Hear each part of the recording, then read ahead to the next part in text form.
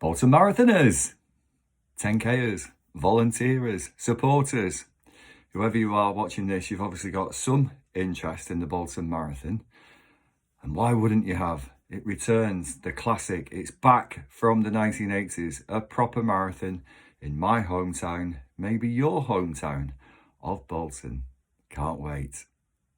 17th of May is when it all happens. But of course, before 17th of May, we've got to do quite a lot of work to make sure that when we get on that starting line, that we are in the best possible shape.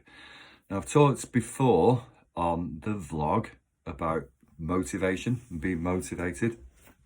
So let's assume that we all are now motivated despite the horrendous weather. And let's assume that we are all wanting to get out there and do our runs.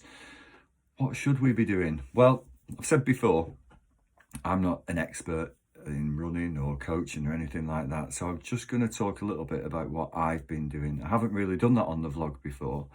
And my hope is that as I say a little bit about what I've been doing, that it might help other people, particularly if you're a first-time marathoner. And I think that's the first thing I should say. I'm not a first-time marathoner. I've done them before with varying degrees of success. By that I mean completely unsuccessfully. It's a tricky beast, a marathon. I mean that seriously, actually. With varying degrees of success, they're very tricky to get right because it's a particularly long way to run. 26 miles, 26.2 miles, is not easy. So one of the things that our training should include is a regular long run. And a regular long run which is increasing incrementally. Maybe not increasing every week, but maybe every couple of weeks. Whatever's comfortable and whatever fits in, whatever your plan suggests if you're following a plan. That really is, if you like, the backbone of a long run. Now, there's varying degrees of how far should a long run be before a marathon. Some plans have people running up to 18 miles, some 20, 22, 24. Who knows? I mean, I just don't have the answer to that. What I do know is that, from my own experience, that my first 20-mile run took an awful lot out of me. But my 20th and my 30th 20-mile long run doesn't take anywhere near as much out of me physically or psychologically. Just doesn't. We become used to them. We become stronger. We adapt. And that's the whole point. Some people don't go off mileage, so they might go off time spent on feet. That's another common phrase that we hear when we're marathon training. But a long run, and a long run that builds incrementally, is really important. My long runs have been between 20 and 23 miles this time. I've done quite a lot of those, sometimes on my own, sometimes with a couple of training partners. And the whole point of that is just to do things slightly differently. I've always followed a slightly more traditional approach to marathon running, with long runs topping out at sort of 20 miles, 22 miles, and maybe only a couple of those in a program. I wanted to do something a bit different this time for this marathon. Whether it's going to work or not, who knows? So long run. Second thing is, I think everybody needs a run that contrasts with that long run. So a much shorter run, but with more intensity. And the idea there is just simply to get the heart rate up, to be working from a cardiovascular point of view harder than you would do on the long run, so really quite out of breath. Now, I've been mixing those up, so sometimes that's been a hill session, sometimes that's been an interval session where you run hard for a period of time and then recover for a period of time and then run hard again. Sometimes, and these are really good fun, that's been a progression run where you start off really, really easily.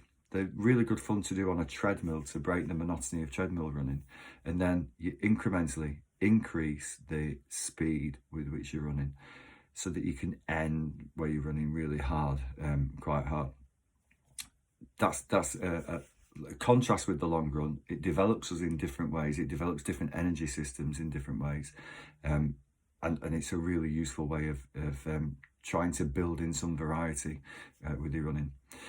Another run that people typically include in marathon running might be a tempo run, where you are running at the point where you're feeling out of breath, but it's all controlled. You're breathing deeply. It might be a bit too hard to have a conversation with your partner with. So a park run, for example, might be a useful way of building in a tempo run. And then, to be honest with you, the other runs that I've been doing have been pretty straightforward. Runs for an hour, general, what some running plans call just a general aerobic run. And the final run, which is quite important, at least for me, is a recovery run. And that's where there's just no pressure on anything. You literally, so I'm going to do one of those today. It's Monday when I'm recording this. I ran, what did we run yesterday?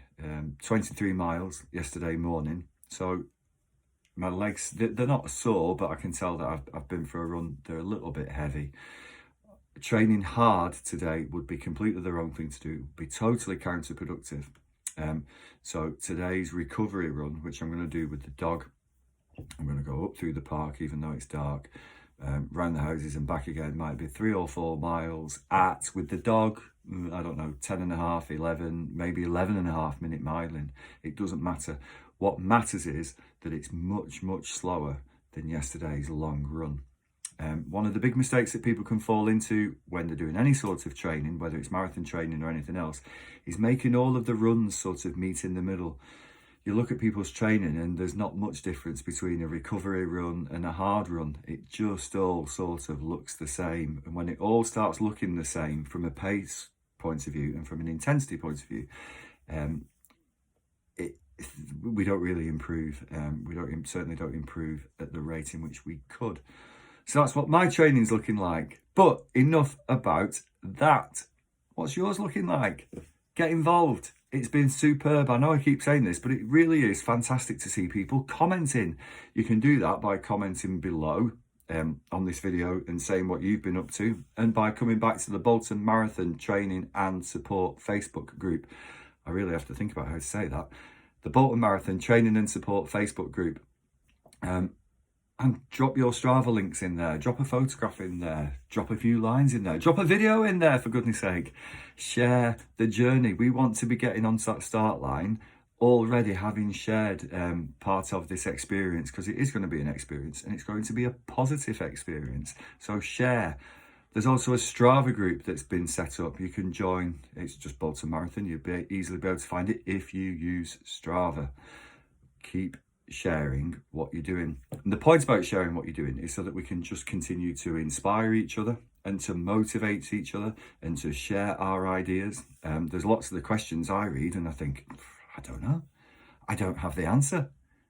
But I bet somebody out there does.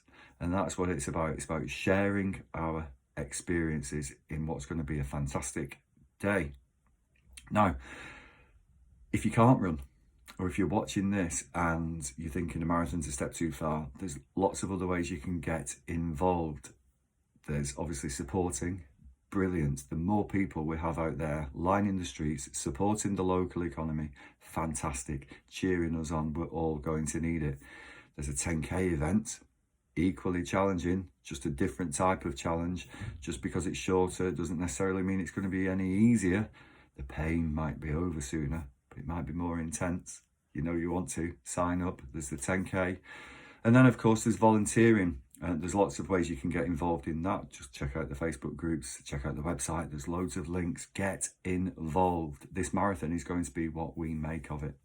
Now, I am assuming, though, that most of us that are watching this are running the marathon and want to run the marathon and want to do well. So my final thing that I've been doing in my own training is sort of switching off a little bit and trying not to think too much about the weather. Now, I did go out running yesterday with my friend Chris, and we did do a long run.